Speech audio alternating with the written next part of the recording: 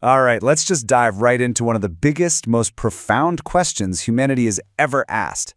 Does the universe have a purpose? I mean, is there some kind of grand design to all of this? Or are we all just part of a magnificent but ultimately random cosmic accident? And, this isn't some new question we just cooked up. For thousands of years, this very idea has shaped religions, philosophies, and our whole sense of who we are. Is there a point to everything we see? Or are we just, floating through a universe of beautiful but aimless physical laws? For most of human history, the answer seemed pretty obvious. Of course it wasn't an accident. The world was just drenched in purpose. You could see it everywhere. The sun rising, the rain falling. It was all part of a plan, a universe that knew exactly what it was doing. And the ancient Greeks, of course, had a word for it. Aristotle called it telos. He believed that everything in nature had this built-in goal, a final purpose it was always striving for. Think about it. An acorn's telos is to become a mighty oak tree.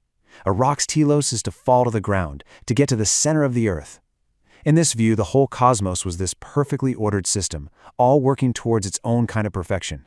And this idea really took off, especially with thinkers like Thomas Aquinas. This quote right here, it's basically the heart of the argument from design. Aquinas looked around at the incredible order of the world, planets in their orbits, seasons changing right on schedule, and he thought, no way this is just random. It had to be guided by some vast intelligence, a divine designer with a master plan for the whole shebang. But then, everything started to change.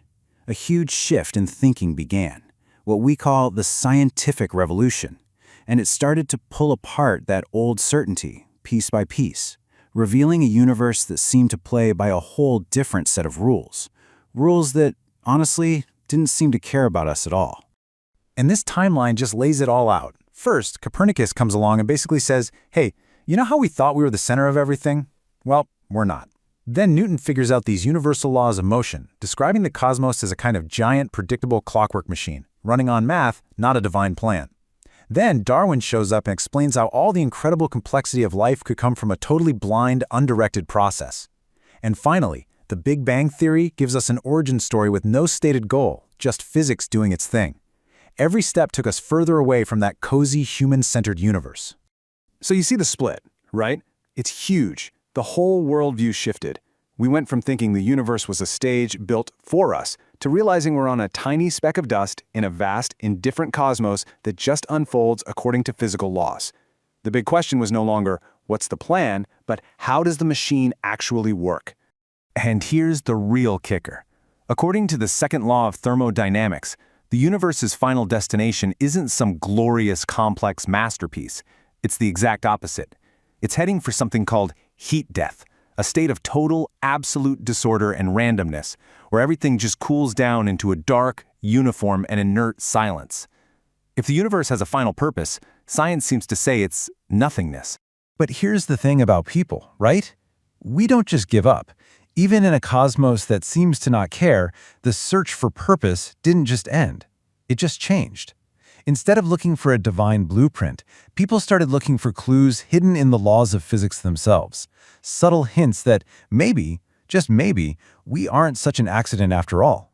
And this brings us to the Anthropic Principle, which is a pretty wild idea. It starts with the observation that the fundamental constants of our universe seem perfectly, exquisitely fine-tuned for life to exist.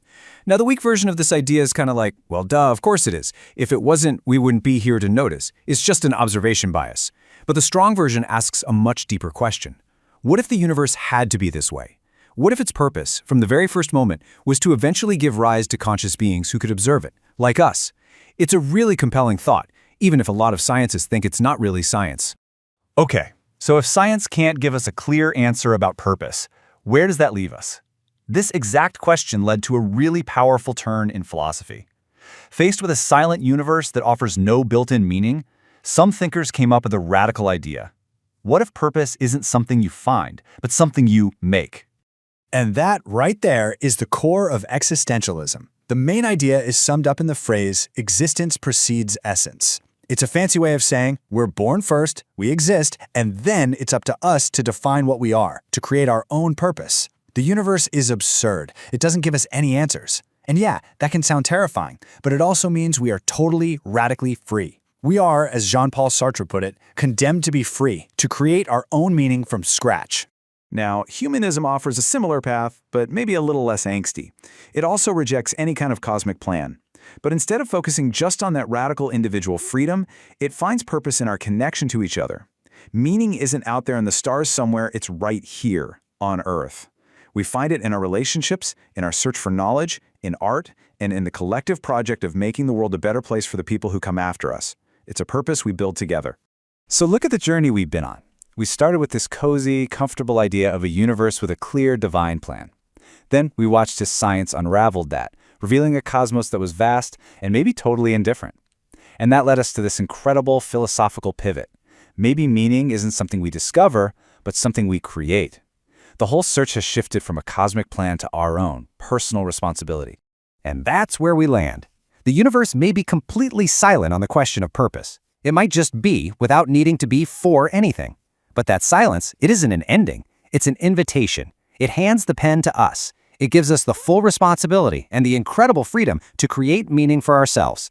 So the ultimate question really isn't for the cosmos to answer anymore. It's for you.